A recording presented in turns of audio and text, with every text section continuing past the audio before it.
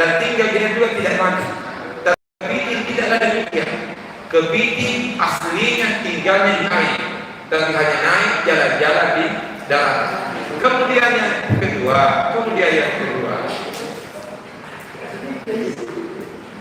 sebenarnya persoalan kepiting sejak dulu ulama sudah menghalalkan, tapi di belakangan muncul lagi generasi yang mulai menghalalkan.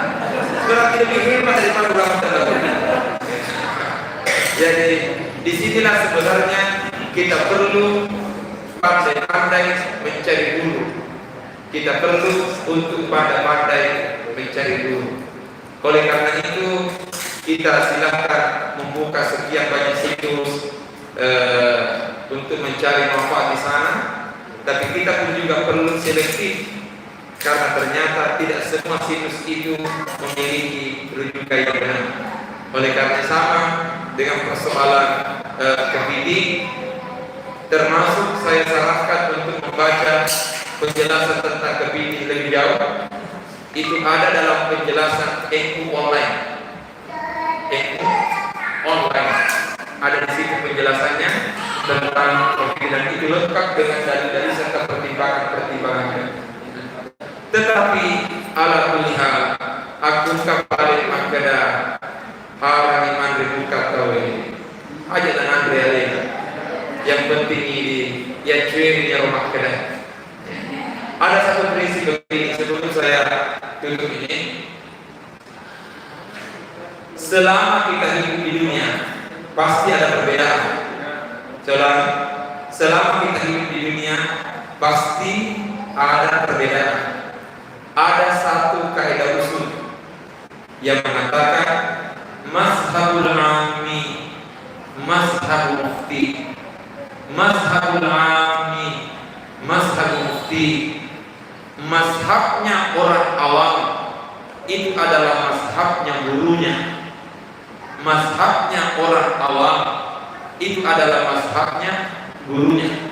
Apa artinya? Sekalipun banyak pendapat yang berbeda, pendapat ini ada gurunya, pendapat ini ada gurunya, pendapat ini ada gurunya. Lalu kita juga punya guru, dan guru kita punya pendapat, dan semua pendapat ini menampilkan alasan masing-masing.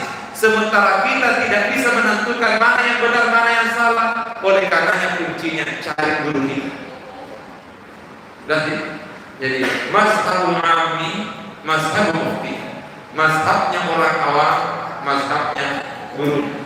Jadi ketika ada terjadi perbedaan pendapat, ulama yang satu mengatakan begini, ulama yang satu mengatakan begini, ulama yang satu mengatakan begini, lantas kita tidak bisa menentukan yang mana yang benar karena semua punya dalil.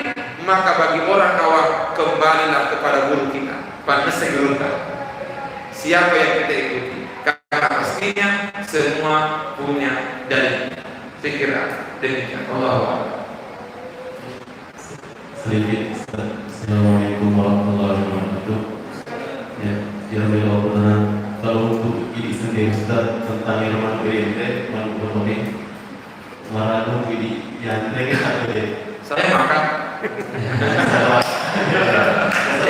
Karena kita Ustaz BNT Ustaz atau BNT masuk dalam kalau motor kayak dasar masuk baku. Selama bulannya tidak bulannya nasi insyaallah. Jadi kalau saya ditanya, Ustaz pandangan kita tentang ayam potong bagaimana? Saya mengatakan selama saya tidak melihat bahwa itu bangkai, maka halal.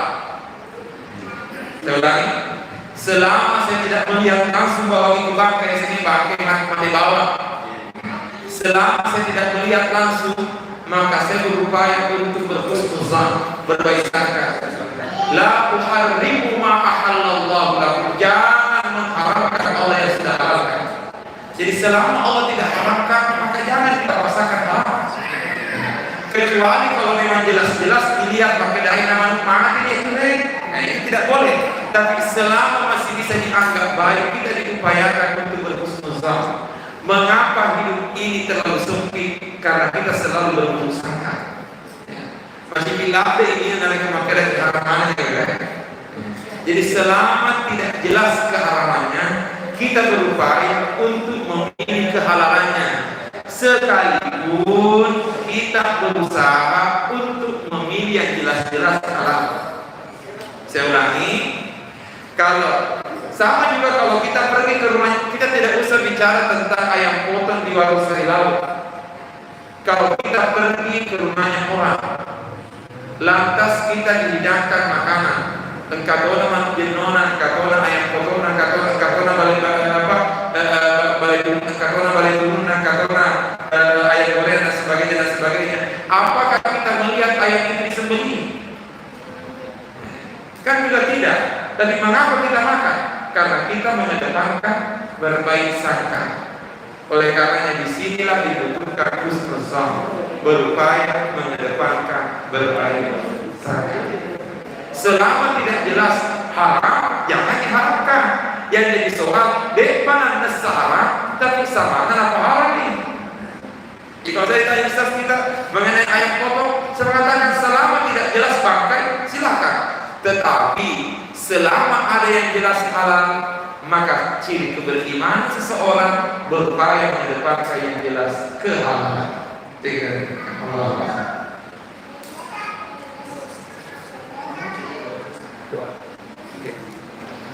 Sebelum kita tutup dengan pembacaan doa, ada sebuah ungkapan dalam bahasa Bugis yang ingin saya sampaikan kepada kita semua. Semoga ungkapan ini bisa menjadi renungan kita bersama dan bisa menjadi pegangan kita semuanya.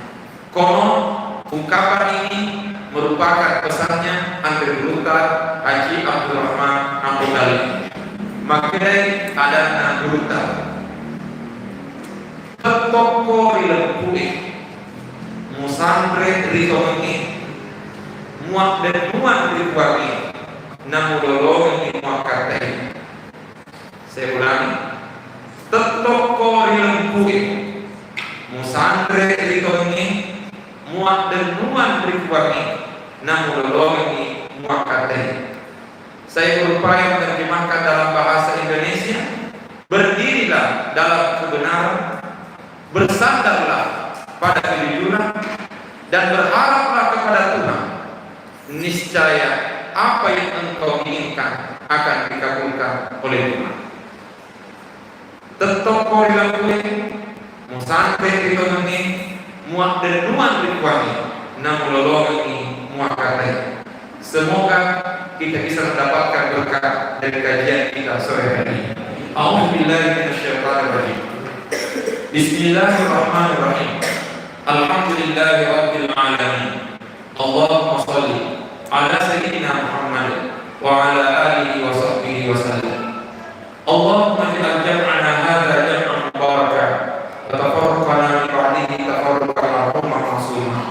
Rabbana la tuzigh qulubana ba'da idh hadaytana wa hab lana min ladunka rahmah innaka antal wahhab.